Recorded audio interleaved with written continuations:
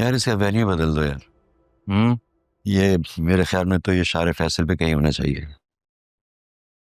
अच्छा आज बहुत दिनों बाद ऑफिस आए हैं तो अच्छा लग रहा जी, ये तो हमारा सेफ हाउस है आसिया की बातों से बचने के लिए। है। बिल्कुल ऐसे ही। तुम्हारी वसीम से कोई बात हुई? नहीं, आप कह रहे थे ना कि वसीम भाई ने कहा है कि हम जरियून से खुद बात कर लें। हाँ तो जरियून है कहाँ, उसको बुलाओ, अभी कर लेते हैं बात। ऑफिस में तो है नहीं, मैं कॉल करता हूँ उसे।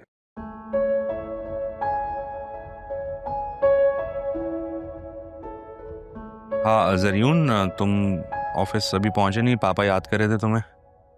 अच्छा अच्छा अच्छा, एक काम करते हैं, मैं स्पीकर ऑन कर रहा हूँ, so we both can hear you, ठीक है? हाँ बेटा। जी जी, अस्सलाम वालेकुम। बस मैं ये आपकी साइट विजिट करने आया हुआ था। मुझे थोड़ा सा आइडिया लेना था कि सारे काम को डिजिटलाइज करना है, बहुत ज़रूरी है, because social media is the new game changer. अगर आपका काम सोशल मीडिया पे अवेलेबल होगा तो आपका क्लाइंटल भी बढ़ेगा चाचू। ठीक कह रहे हो बेटा, आज के लोग दीवारों से ज्यादा विजन पे बिलीव करते हैं।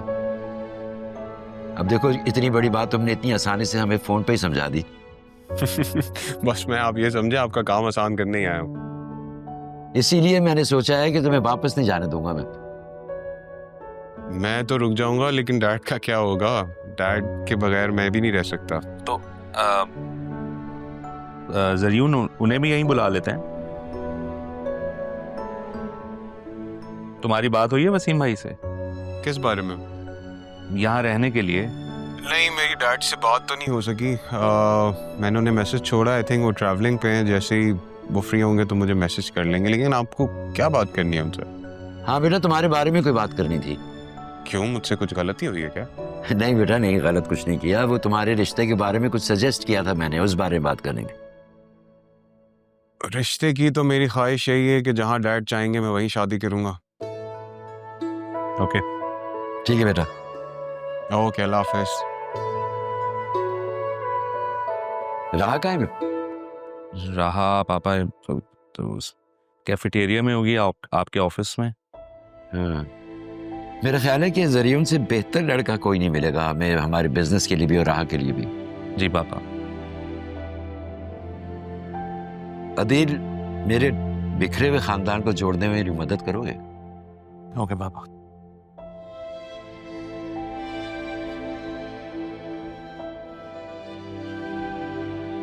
बेटा ये उस दिन आप अपनी अंगूठी भूल गई थी। Thank you so much. मुझे लगा है मैंने खो दी। नाना जान ने दी थी, बहुत अजीज है मेरे लिए। अजीज चीजें होती है या लोग, जब मिल जाए ना या वापस आ जाए तो घड़ी भर के लिए दिल को सुकून पहुंचता है। बस वो वक्त वापस नहीं आता जिस वक्त में हमने उन्हें खो दिया हो। लेकिन कभी कभी वक्त पे चीजें मिलती नहीं हैं, और जब मिल जाती हैं तो वक्त बदल चुका होता है। काश कुछ लोग हमारे पास वापस आ सकते। पता है, आपको देखकर ऐसे लगता है जैसे जिंदगी ने आपको वो हिम्मत दी है जो टूटने के बाद भी जुड़ना जानती हो। इंसान हालात में नहीं ढलता, हालात और वक्त उसकी तरबियत खुद ही कर देता है। कभी कभी मुझे लगता है कि वक्त हमें वो इंसान बनाना चाहता है जो हम खुद बनना नहीं चाहते। शायद यही सबक देना चाह रहा है हमें। आपको देखकर ऐसे लगता है जैसे तुम मेरी बेटी हो। कौन सी?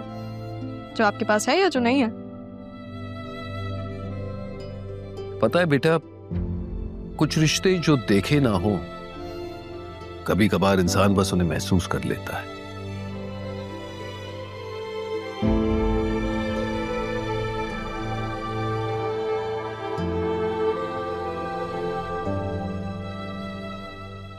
जिंदगी भर मैं उसी दरवाजे की तरफ देखता रहा जिसे मैंने खुद पर बंद किया था।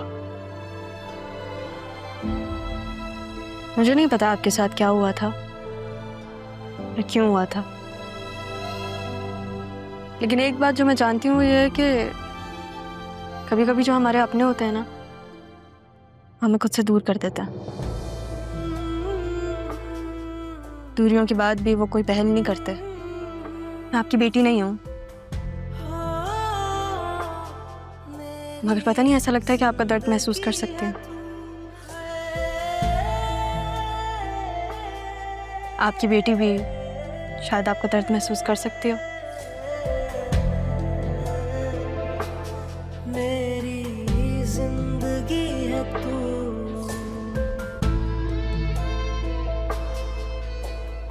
बतूल बेटा, तुम क्यों ऑफिस नहीं जाती? राहा को देखो, रोज जाती है वो। क्योंकि मेरा बिजनेस में कोई इंटरेस्ट नहीं है। मैं जाके अकाउंट संभालूं, पैसों का हिसाब किताब करूं, ये मुझसे नहीं होगा, इसलिए मैं घर पर ही सही हूँ। तो फिर तुमने बीबीए क्यों किया? क्योंकि आप चाहती थी कि मैं बीबीए करूं। मैं तो डिजाइनिंग करना चाहती थी मामा। आप ही ने कहा कि अगर राहा कॉमर्स करे तो तुम भी कॉमर्स करो। अब जरूरी तो नहीं है जो कुछ राहा करी मैं भी वही करूं। ठीक कह रही हो तुम। जो राहा कर रही है वो तो तुम नहीं कर सकती, वो तुम्हारा हक छीन रही है। Please mama, not again. मेरी जान, इस वक्त तुम जरीन की जितना क्लोज होगी ना, तुम्हारे लिए उतना ही अच्छा है। अब तुम अगर ऑफिस जाओगी तो जाहिर है एक साथ काम करोगे, you will get to know each other better. और वैसे भी तुमने ऑफिस में जाके कौन सा काम करना है भाई? तुम तो मालिक हो,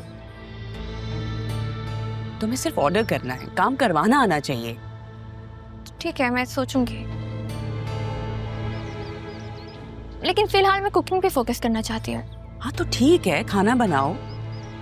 बल्कि मैं तो कहती हूँ कि खाना बना के तुम ऑफिस ले जाया करो। वो देखो ना उस सितारा को, खाना बना बना के लेके जाती है वो ऑफिस। हैं? ये कब हुआ? मैं यही तो तुमसे कहती हूँ बतूल कि अगर तुमने बिजनेस नहीं करना तो ना करो, लेकिन घर चलाने के लिए घर वालों पे नजर रखना बहुत जरूरी होती है। वैसे भी देखो ना, तुम्हारे दादा का ख्याल रखते रखते अब वो ऑफिस पहुंच गई है और तुम बेखबर की बेखबर हो।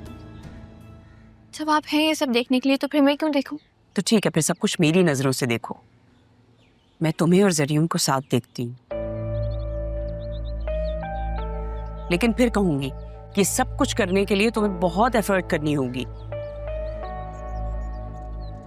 तुम्हारे बाप ने तो अभी तक दादा से कोई बात नहीं की है, लगता है सब कुछ मुझे ही करना होगा। लेकिन तुम अपनी उस चहेती पे नजर रखो।